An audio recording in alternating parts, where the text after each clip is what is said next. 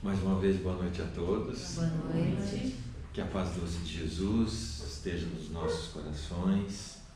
Como sempre, cada um de nós tem o privilégio de sentir o ambiente espiritual que foi preparado para nós e o acolhimento dos nossos benfeitores espirituais que comandam a nossa reunião. Hoje, como o Silvio colocou, nosso terceiro encontro, só para lembrar a nossa trilha, a nossa jornada, né? No nosso primeiro encontro nós conversamos sobre as emoções do ponto de vista da ciência materialista, do ponto de vista das neurociências. No nosso segundo encontro nós começamos a fazer já a relação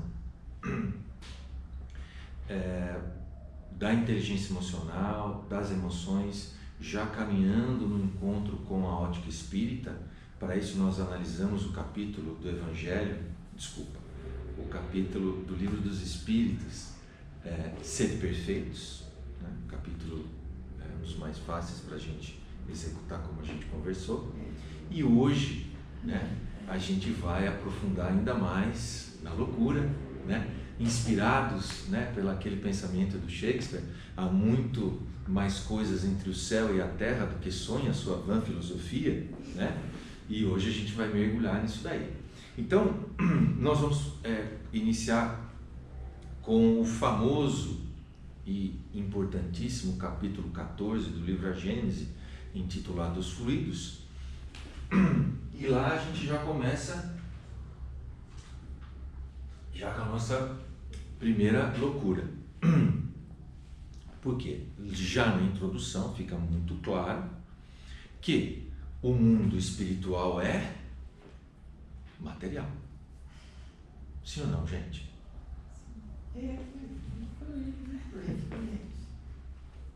Nós dizemos, o corpo espiritual. O corpo espiritual é um corpo material. Sim ou não, gente? Sim?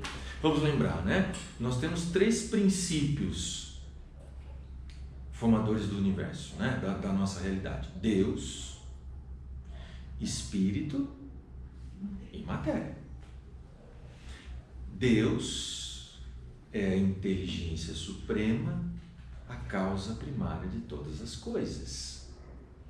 Ou, como colocou de uma maneira talvez a mais bela de todas, o apóstolo João, Deus é amor. Como colocou Jesus, Deus é nosso Pai, no sentido do acolhimento, da proteção, da segurança. Nós somos o que, gente? A consciência, a inteligência. E a matéria? A matéria, ela é, ao mesmo tempo, o meio e um instrumento através do qual o espírito age.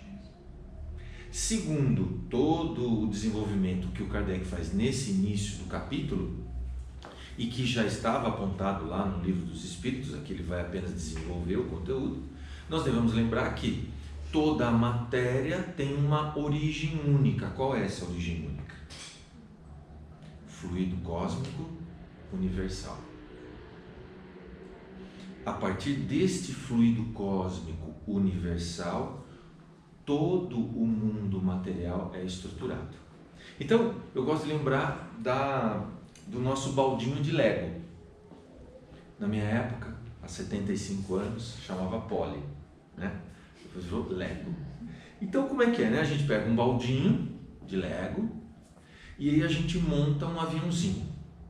O aviãozinho feito de quê? De Lego. Aí eu desmonto o aviãozinho, faço uma casinha. Essa casinha é feita do quê? De Lego. Desmonto a casinha e faço um menininho, uma menininha. Menininha e menininha são o quê? Feitos do quê? Lego. Então, avião, casinha, menininho, menininha, tudo feito de Lego. Então, tudo que existe no universo é feito de Lego, porque estamos sendo patrocinados, né, Silmar? Já vão dar uma verba aqui pra gente fazer aquela reforma no centro, ar-condicionado e tudo, né? Então tem que falar o patrocinador. Então, tudo é feito de fluido cósmico universal. Tudo. Então, A câmera, essa mesa, o copo é fluido cósmico universal? A água, fluido cósmico universal? Quando a gente lê aquele livro maravilhoso chamado O Nosso Lar, tudo que tem no nosso lar é feito do quê? Fluido cósmico universal, portanto, matéria. Se tivéssemos aqui médiuns videntes ou pessoas dotadas da dupla vista, e elas iriam vir aqui e olhariam esses irmãos desencarnados que estão sentados aí do seu lado, atrás de você, e ela estaria vendo o que deles? O perispírito. E o perispírito é o quê? Fluido cósmico universal. Portanto, é matéria. Tudo no universo é matéria. Então, o mundo espiritual é, na verdade, também material. Certo? Porque é feito de fluido cósmico universal. Apenas o fluido cósmico universal está no plano espiritual, ele está num outro estado. Ele está organizado de uma maneira mais sutil, como colocam os espíritos naquela linguagem do século XIX, né? Quintessenciado, né? Ou seja, ele está organizado de uma maneira mais sutil. Então, que metáfora a gente poderia trazer para entender isso? A água, né? Congelada, um bloco de gelo, duro, duríssimo, né? Pesado. Aí a gente esquenta essa água, ela virou líquido, pronto, não tem mais forma. A gente continua esquentando essa água, ela vira o quê? Vapor e desaparece. Mas ele desapareceu? Não, continua aqui. Aqui está cheio de água, não é isso? Suspenso aqui no ar. Se não fosse essa umidade, não seria possível a nossa vida, né? Tanto que a gente sabe, naqueles dias, né, de calorão, né, que fica sem chover, o que acontece, né? A gente começa a ter problemas respiratórios, por quê? Porque a umidade do ar apareceu. Mas nós estamos vendo essa água que lubrifica, que umidifica as nossas mucosas nasais, por exemplo? Estamos vendo? Não. Mas porque eu não estou vendo, não está aí? Tá. E essa água, esse hidrogênio, esse oxigênio é feito do quê? Fluido cósmico universal.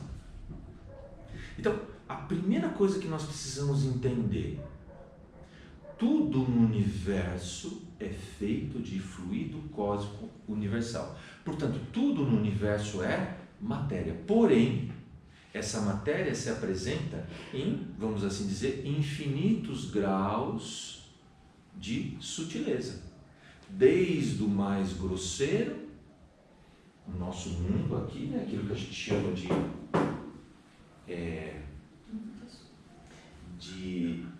maciço, não é isso? A parede é maciça, não é isso? Mas e aí? Ela é maciça? Nada é maciço.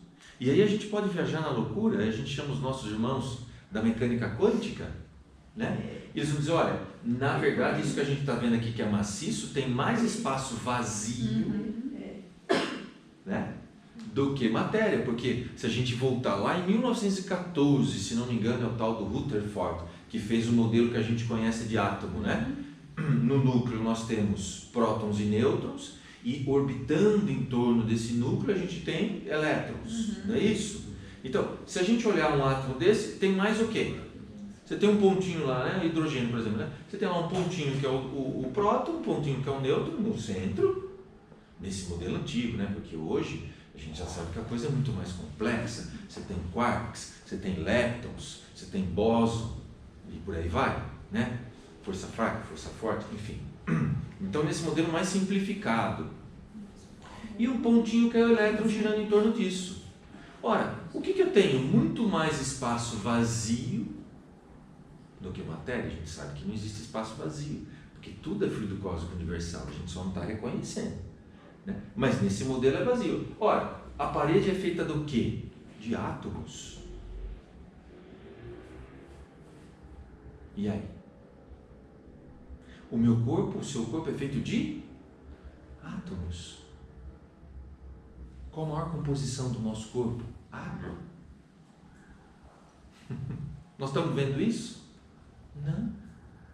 Percebem a questão, que é um outro ponto que nós vamos entrar no nosso próximo encontro, a questão dos sentidos, os 5 sentidos físicos, materiais, né? Então, por exemplo, quando a gente pensa lá, né, na antiguidade, na Idade Média, que os homens acreditavam que era o Sol que girava em torno da Terra e que a Terra era o centro do universo. E que óbvio que a Terra só podia ser plana, porque se ela fosse redonda, quem está na parte de baixo vai cair, né? Só que a gente lembra, mas espera lá, se o universo é infinito, então onde é que é o lado de cima, onde é que é o lado de baixo? Não tem lado de cima e não tem lado de baixo. E todo lugar é centro, concordo? Porque se é infinito, onde eu estiver olhando é o centro. Mas lá atrás, né, o que eles viam? É muito simples. Se a gente marcasse um piquenique, né, vamos passar um dia juntos e vamos observar o movimento do Sol. O que a gente ia ver? Ver, como diziam os antigos, com esses olhos que a terra há de comer. Não é isso? A frase. O que a gente ia ver? A terra se movimentando? Não. O que nós vamos ver? O que nós vamos sentir? Está claro, ó. O Sol está se movimentando, ó. De manhã ele estava aqui, 8 horas da manhã, meio-dia ele está aqui, 6 da tarde ele está lá. Foi o Sol que se mexeu. A Terra está aqui, ó, paradinha, eu estou vendo, eu estou sentindo. Mas isso é a verdade? Não. Então, como já diria Descartes, dá para confiar plenamente nos nossos sentidos materiais. Mas quantas brigas a gente faz por conta deles? Não, mas eu vi. Não, mas eu ouvi. Ninguém me contou. Será? O Descartes, nas suas meditações, o grande filósofo do racionalismo, ele muito que inspirou muito o método do Kardec, né? Um dos grandes filósofos aí que o Kardec vai se apropriar, um deles é o Descartes, né? O método cartesiano. O Descartes, nas suas meditações, ele começa a desconstruir tudo, ele começa a negar tudo, e se isso é mentira, se isso é mentira, se isso é mentira, se isso é mentira, e ele fala, e se esse momento aqui é mentira? Quem me garante que daqui 5 minutos não vai tocar o despertador e a gente vai acordar atrasado para ir para o nosso trabalho? Quem garante que isso não é um sonho? Quantas vezes nós tivemos um sonho que a gente tinha certeza que era realidade? Às vezes o conteúdo do sonho não é muito positivo, a gente acorda aflito, desesperado, não é isso, gente? Nossa, graças a Deus que era um pesadelo, de tão real que era. Quando o sonho é legal, o que acontece? A gente acorda com raiva, que pena, não podia ter ficado mais um pouquinho, né? Deixa eu voltar a dormir para ver se continua, porque tem gente que consegue, né, continuar o sonho, né? Então, não podemos confiar. Então, qual é a percepção que nós temos? Que essa realidade extramaterial, extra concreta, ela é absolutamente louca. Não faz o menor sentido, não é isso? Só que aí, desde a antiguidade, né, nós já tínhamos pessoas que percebiam que parece que as coisas não são bem assim. Eu fico imaginando como é que o Pitágoras podia, né, 6, 7 séculos antes de Cristo, imaginar, poxa, será que essa Terra não é redonda e será que não é a Terra que gira em torno do Sol? Não é fantástico isso, gente? Né? E aí, o que a gente percebe? Né? Que desde lá, só que isso estava muito no campo da religião, o homem intuía e às vezes percebia que a realidade parece que não é só aquilo que eu vejo ou só aquilo que eu posso tocar. Até que isso vai evoluindo e na natureza, né, a evolução nunca é uma linha reta, a gente tem idas e vindas, né, até que a gente chega em Kardec E Kardec, guiado pelos espíritos superiores, comandados pelo Espírito de Verdade, através de um estudo metódico e sistematizado, desenvolvendo a ciência espírita, nos comprova, demonstra cientificamente que aquilo que nós vemos e sentimos é apenas uma ínfima parte da realidade. É muito pouco diante daquilo que realmente acontece, diante daquilo que realmente é a nossa vida. Então, diante dessa ideia extremamente desconfortável para nós, porque enquanto eu estou nesse mundo que eu vejo, que eu ouço, que eu sinto, a coisa está muito mais no meu controle, é muito mais confortável. A hora que eu começo a ampliar os meus horizontes, a coisa começa a ficar mais complicada. Então, a hora que a doutrina espírita traz Deus, Espírito, Matéria, tudo no universo é matéria, e essa matéria se apresenta em infinitos estados, começa a dar um medinho, começa. E quais as implicações disso para o nosso cotidiano? Se tudo é preenchido por fluido cósmico universal, então significa que esse espaço que nós estamos aqui agora também está preenchido por esse fluido cósmico universal? Portanto, por essa matéria. E o que isso significa? Então, vamos ler um trechinho aqui da Gênesis. Então, eu estou no capítulo 14, os fluidos, e eu vou ler o item 13. E o item 13 tem como subtítulo, é o início do subtítulo, Ação dos Espíritos sobre os Fluidos. Ação dos espíritos sobre os fluidos. Como é que os mortos agem nos fluidos? É isso, gente? Primeiro, que não tem morto. Segundo, que espírito, tanto faz eu estar encarnado como desencarnado, é a mesma coisa. Então, como é que nós agimos nos fluidos? Quer dizer, eu ajo no fluido? Sim, o tempo todo. E se eu não estiver agindo de maneira positiva, eu estou agindo de maneira negativa. Aqui não tem em cima do muro. Como diziam os antigos, uma expressão meio grosseira, então eu já peço desculpa, então já vai entre aspas. É como mulher grávida. Ou está grávida, ou não está grávida. Não existe mulher meio grávida.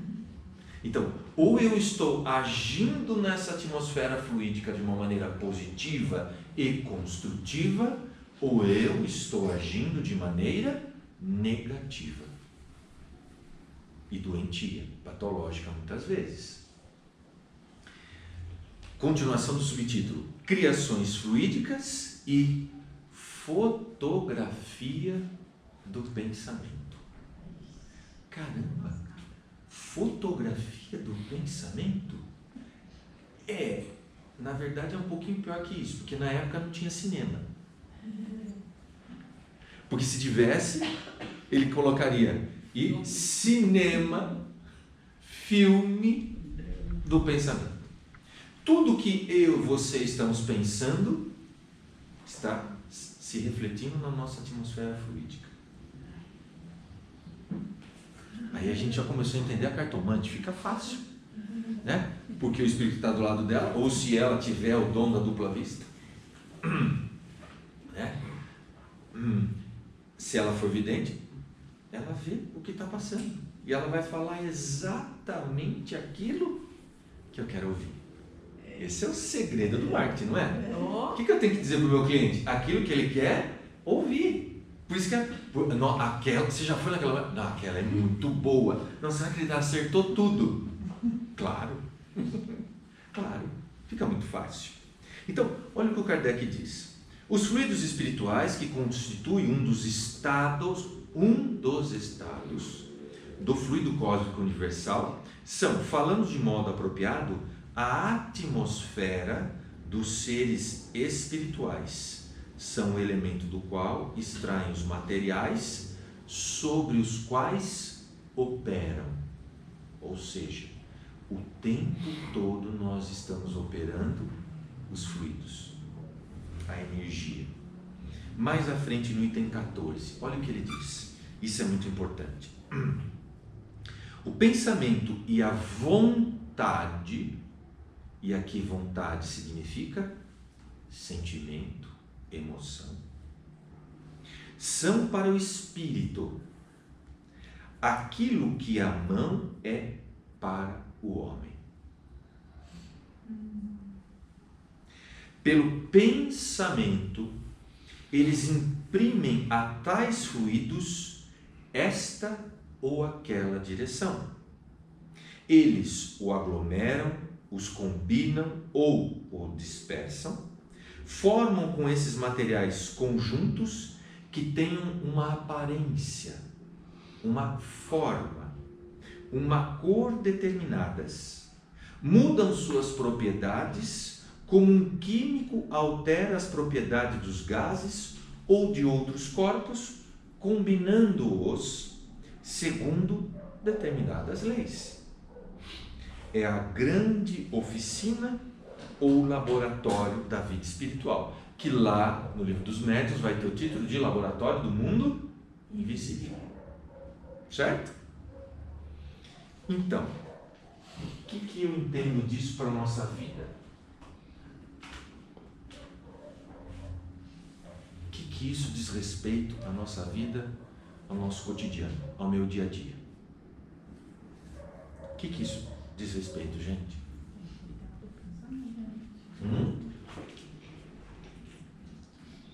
Fale. Tem que cuidar, né? Porque a gente anda Tem que pensando. Então, Os pensamentos influem. ou seja, será que aquela frase de Jesus é importante? Orai e vigiai. Será que é importante? Nossa, super. Dá para entender o alcance dele? Agora, imaginem, ele podia naquela época falar, porque éramos nós que estávamos lá. Então, ele podia naquela época falar, explicar essas coisas para nós? Não. Deu para entender por que ele pediu ao Pai o quê? O Consolador prometido, que viria no tempo certo, ou seja, no tempo que nós tivéssemos, através do nosso trabalho, desenvolvido a ciência e tendo condições de entender isso. Agora, se o que a gente vai evoluir tecnologicamente nos próximos 100 anos, né, vai fazer com que o que a gente evoluiu de quando a gente surgiu como Homo sapiens sapiens até hoje seja nada, já imaginou o que ponto que a gente vai conseguir alcançar de entendimento e compreensão do Evangelho, gente? Já imaginaram? Então, olha o que o Kardec descreve aqui pra gente, que fantástico, no item 15. Tá, eu vou avançar, depois eu volto. No item 15 ele diz assim: a mais, o pensamento cria imagens fluídicas e se reflete no envoltório perispiritual, como num espelho. O pensamento toma corpo e aí se fotografa de alguma forma. Tem um homem, por exemplo, a ideia de matar outro, embora seu corpo material esteja impassível. Seu corpo fluídico é posto em ação pelo pensamento, do qual reproduz todas as variações, executa fluidicamente o gesto, o ato que tem o desígnio de cumprir. O pensamento cria a imagem da vítima, a cena inteira se pinta como um quadro, tal como está em seu espírito. É assim que os movimentos mais secretos da alma repercutem no envoltório fluídico, que uma alma pode ler em outra alma como num livro e ver o que não é perceptível pelos olhos do corpo. Todavia, vendo a intenção, pode pressentir a realização do ato que se lhe seguirá, porém não pode determinar o momento em que ele se realizará, nem precisar os seus detalhes, nem mesmo afirmar se ele virá a realizar-se, pois as circunstâncias ulteriores podem modificar os planos e mudar as disposições. Ela não pode ver aquilo que ainda não está no pensamento. O que ela vê é a preocupação habitual do indivíduo, seus desejos, seus projetos, seus desígnios bons ou maus.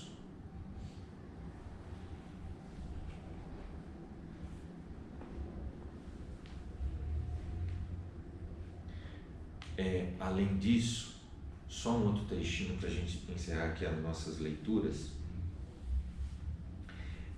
O Kardec fala de quando médiuns ou pessoas que têm as dupla vista, por exemplo, veem um espírito desencarnado há anos e ele aparece, por exemplo, com a sua bengala, ele aparece com o terno que ele usava.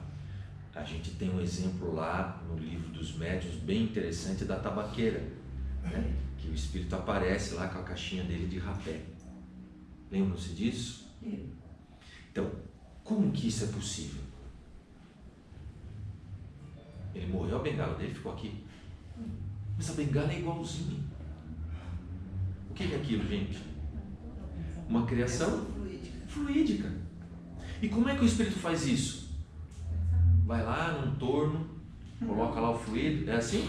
Não. O que ele faz? Pensamento. Emmanuel coloca de maneira brilhante lá naquele livro fantástico, Pensamento e Vida, já no primeiro capítulo, ele coloca: o sentimento plasma o pensamento. E os dois juntos plasmam a ação.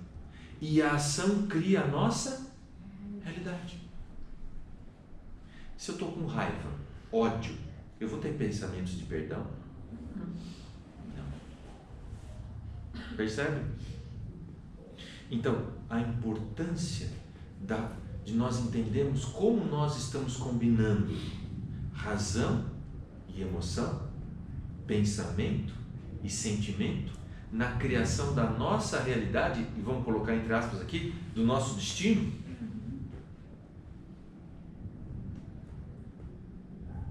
Item 16, qualidade dos fluidos. Os maus pensamentos corrompem os fluidos espirituais, como os miasmas deletérios corrompem o ar respirável. Os fluidos que rodeiam ou que projetam os maus espíritos são, pois, viciados, enquanto aqueles que recebem a influência dos bons espíritos são tão puros quanto o permite o grau de perfeição moral deles. E mais à frente, tratando disso, inclusive diante da questão das doenças, o Kardec vai nos explicar que se esses pensamentos e sentimentos negativos forem persistentes, eles vão criar uma atmosfera fluídica negativa persistente. Essa atmosfera fluídica vai ter uma ação sobre o meu perispírito. E essa ação negativa no meu perispírito vai se refletir no meu corpo orgânico. Ora, como é que a ciência materialista chama isso? Doenças psicossomáticas. Alguns estudiosos, porque essa é uma das áreas da medicina que mais progride, alguns estudiosos colocam até a possibilidade de que cientistas materialistas trabalham com a hipótese de que todas as doenças seriam psicossomáticas. Será que elas seriam, gente? Como acontece, por exemplo, o processo de cura? Olha, foi lá e fez uma cirurgia espiritual. O que acontece? Né? Nós sabemos, né? Os benfeitores espirituais, né? Fazem aí um mix, né? De fluidos do ambiente com os fluidos dele e com os fluidos do médium de cura. Esse mix fluídico, vamos chamar assim, né? Entre aspas, né? Envolve o perispírito daquela pessoa que está doente, provocando uma ação regeneradora, restauradora no perispírito daquela pessoa que está doente. E essa restauração no perispírito vai se refletir no corpo físico, segundo as palavras de Kardec, provocando a substituição das células malsãs pelas células sadias. Essa é a cura espiritual. O problema é que o inverso também é verdadeiro. Uma ação negativa vai danificar, vamos colocar assim entre aspas, né, para usar a linguagem material, o meu perispírito, e esse dano vai repercutir, vai se refletir no meu corpo físico, causando uma doença, agora sim, no meu corpo orgânico.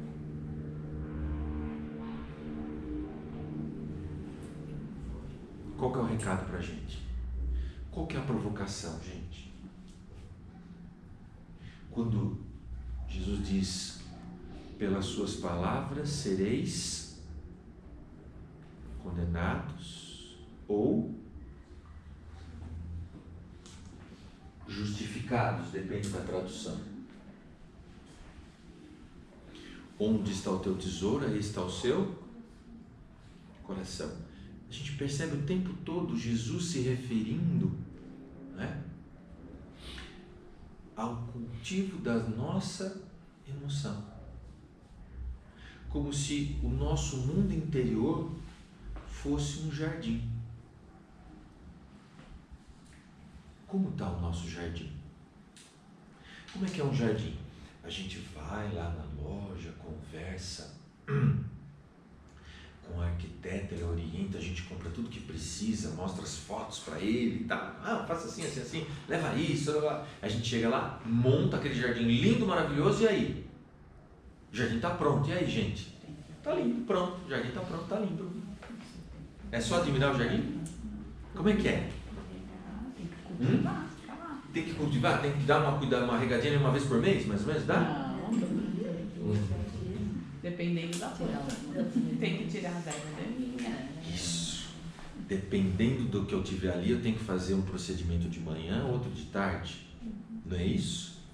O cuidado tem que ser diário. O que a gente quer? A gente quer vir no centro uma vez por semana, toma um passe, assiste uma preleção do Evangelho, estou liberado, semana está pronto. Estou pronto para a semana. É assim, gente?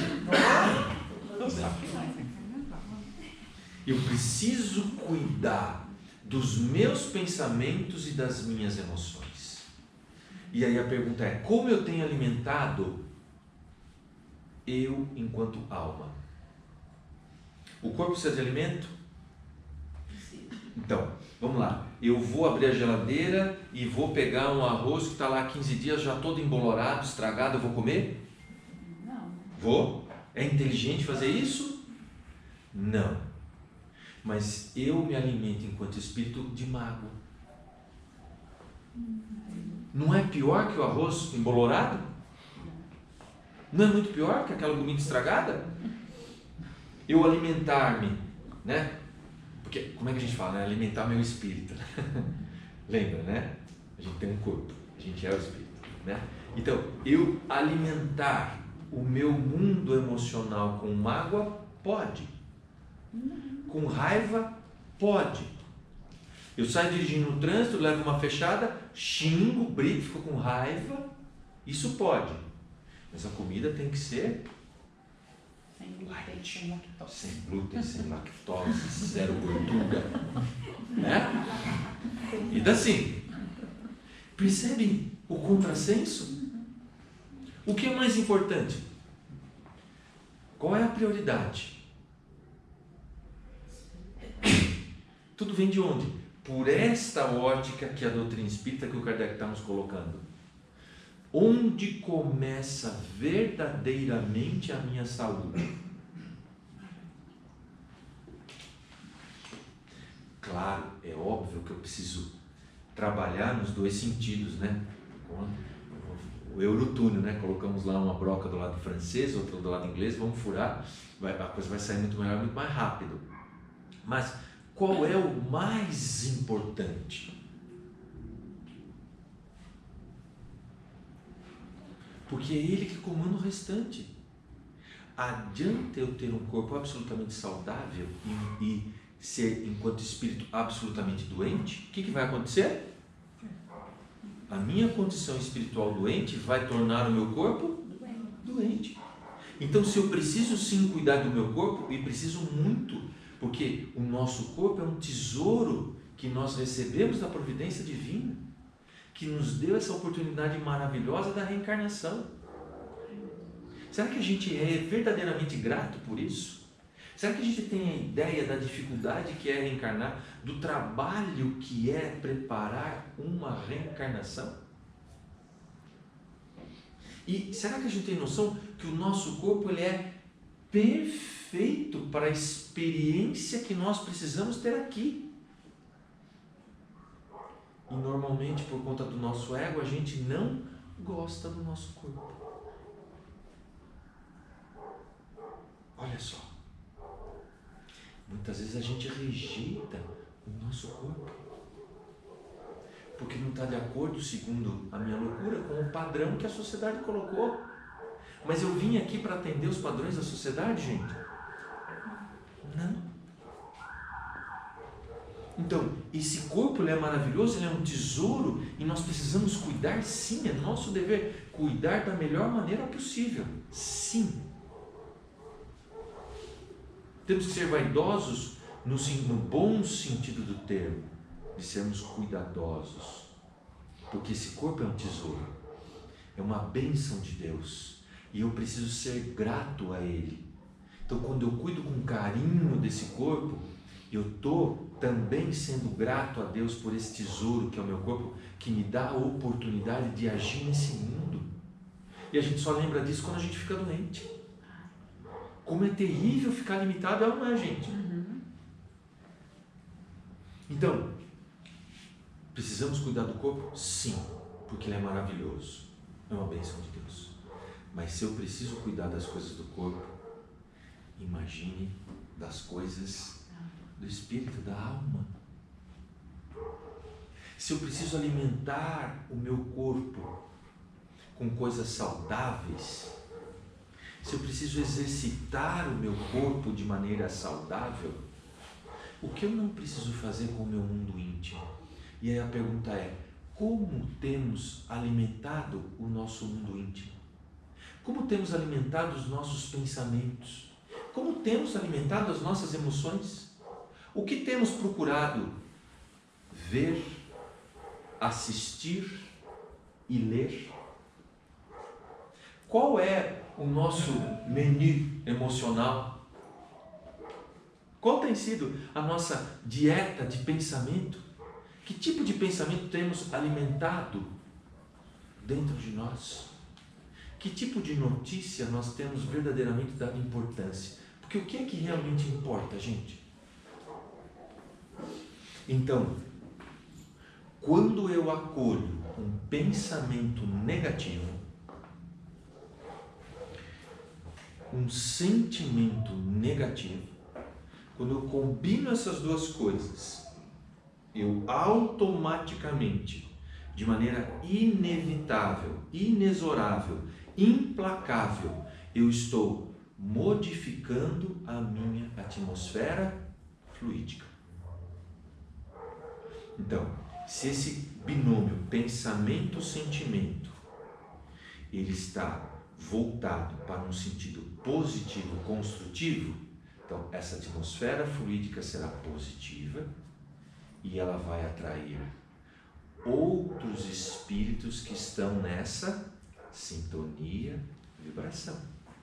Ela vai atrair energias positivas e isso já provado até, demonstrado até pelo pessoal da mecânica quântica, vai atrair circunstâncias positivas. Só que qual é o nosso desafio?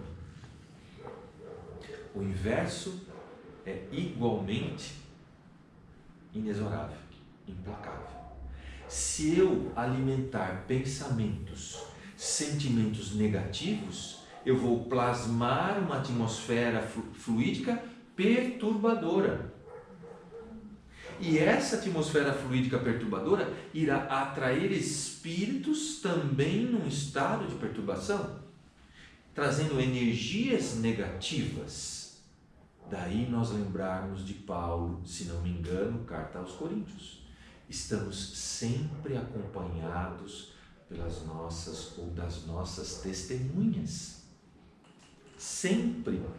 Ou eu estou sintonizado com um espírito que está no bem, ou eu estou sintonizado com um espírito que não está no bem. Não tem como eu estar no modo neutro. Não existe neutralidade. E se eu estou com essa atmosfera fluídica, se eu estou envolvido com esses espíritos perturbados, assim como eu, que tipo de circunstâncias eu vou atrair para a minha vida? As piores. As piores. Porque eu vou recrutar, eu vou mobilizar o meu potencial interno negativo. Eu vou olhar aquela situação de uma forma negativa. E eu vou ter um monte de espíritos conversando comigo e eu achando que são os meus pensamentos. Já é o assunto do nosso próximo encontro, né? Que vão, é isso aí mesmo, vai dar errado mesmo. Por isso já faça isso mesmo. E aí eu vou usar o meu livre-arbítrio da pior maneira possível, selecionando os caminhos errados, atraindo coisas erradas para a minha vida. E aí eu digo que eu não tenho sorte, ou que é o meu karma. Percebe? A importância de como eu cuido do meu pensamento e do meu sentimento, que isso é a coisa mais importante que nós temos a fazer. Daí a recomendação de Jesus, daí a recomendação de Santo Agostinho respondendo a Kardec sobre esse assunto que nós vimos no nosso encontro passado.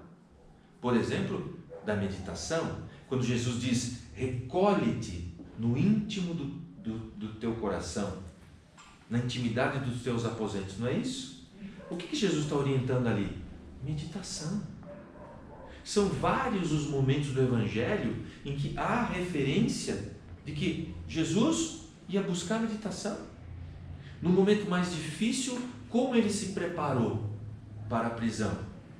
Meditando. E enquanto ele meditava, aqueles que ele levou com ele faziam o quê? Dormia.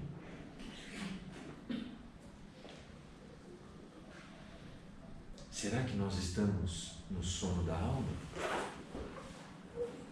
Será que nós estamos dormindo para essa realidade e para a importância do nosso pensamento, das nossas emoções, de cultivarmos esse mundo interior como um jardim? E sempre que a gente chega nesse ponto, eu lembro de uma história muito conhecida, sobretudo no mundo espírita, muito divulgada pelos Facebooks da vida, aqueles videozinhos de WhatsApp, mas é muito interessante e muito oportuno. 2 amigos eram muito amigos e desencarnaram juntos. E vocês sabem que chegando lá no céu, se a gente quiser promoção, a gente tem que se inscrever lá num bom curso de anjo, né?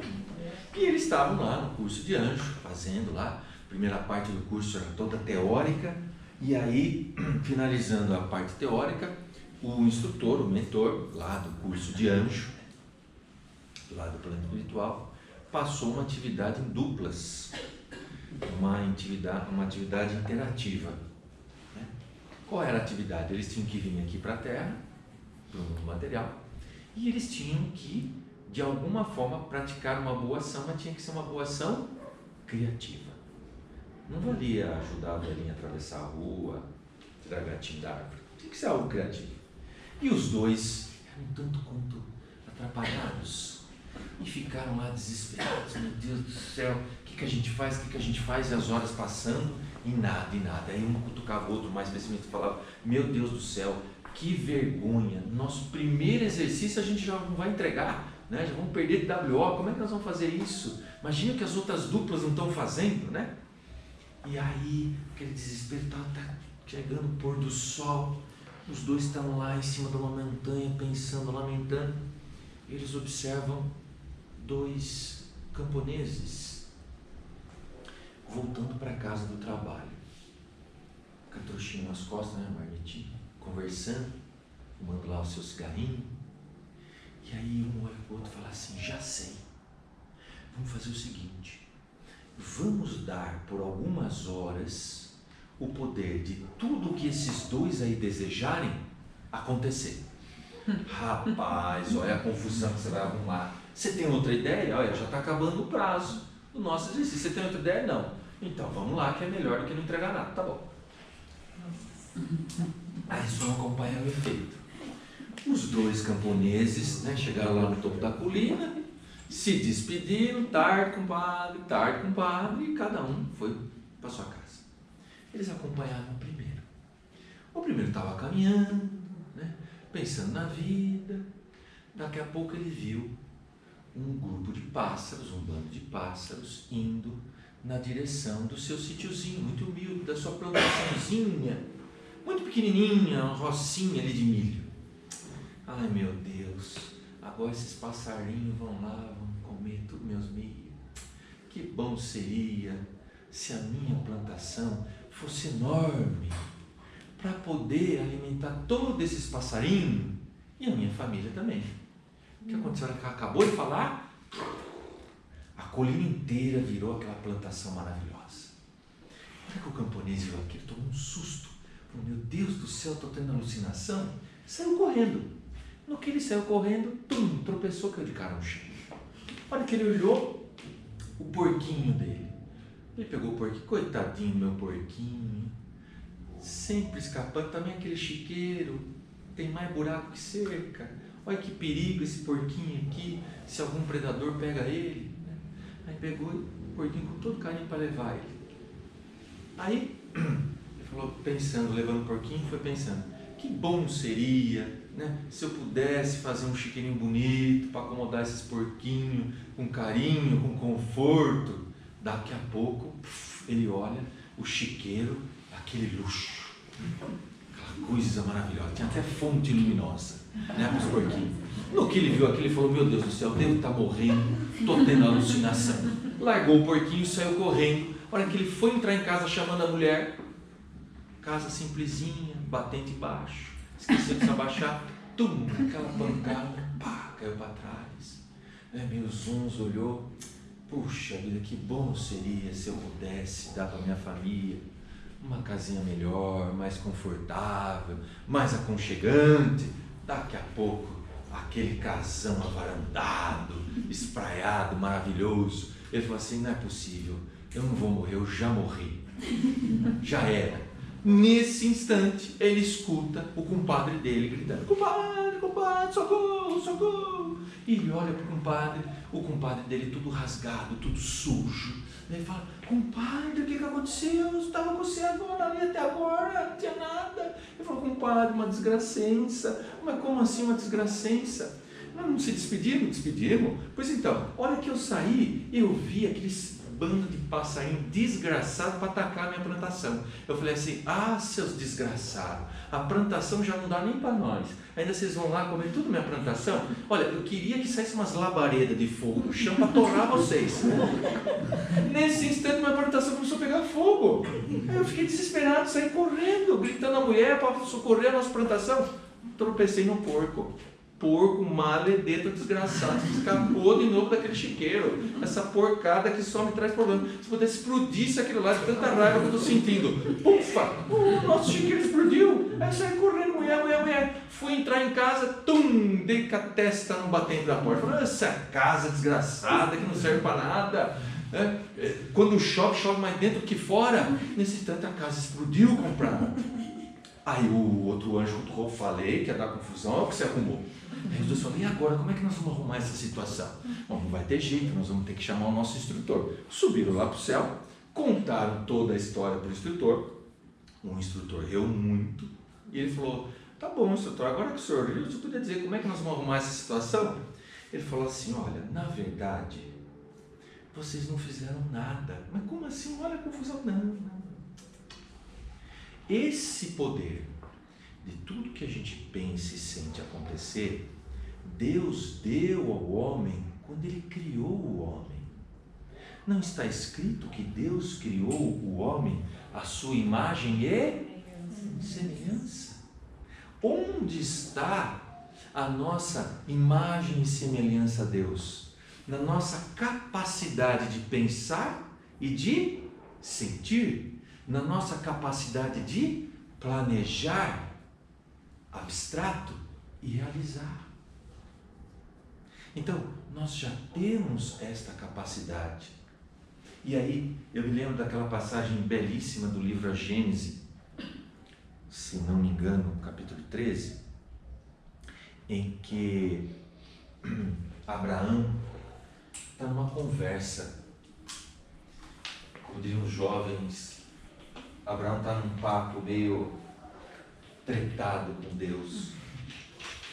Abraão está bravo, porque Abraão fala assim, puxa vida, Senhor,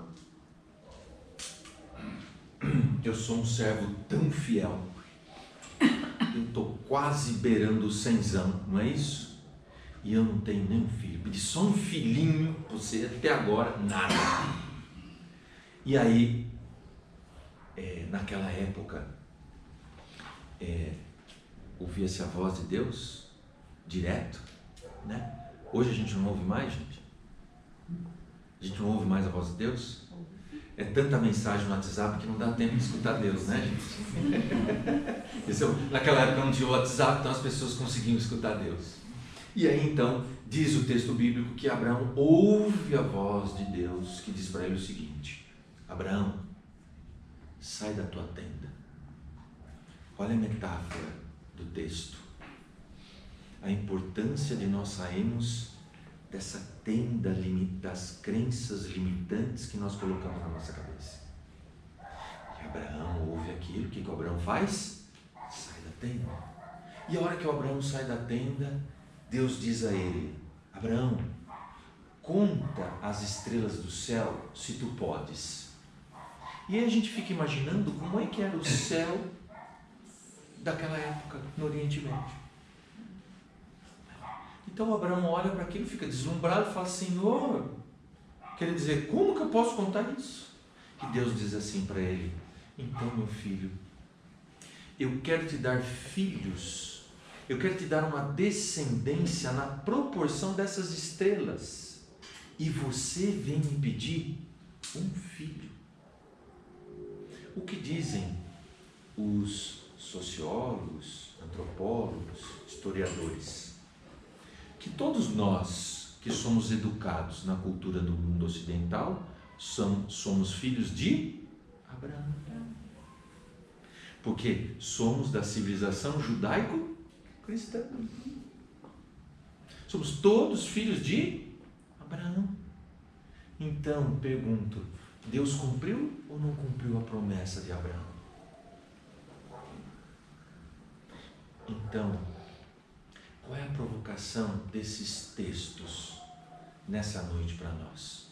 Primeiro, refletirmos profundamente o quanto temos tratado o nosso mundo interior como um jardim, entendendo que ele precisa ser tratado como um jardim, com o carinho que tratamos um jardim. O quanto temos permitido que esse jardim verdadeiramente floresça. O quanto temos dado a verdadeira importância para cultivar, para cuidar dos nossos pensamentos e sentimentos. E o quanto temos nos reconhecidos como filhos de Deus.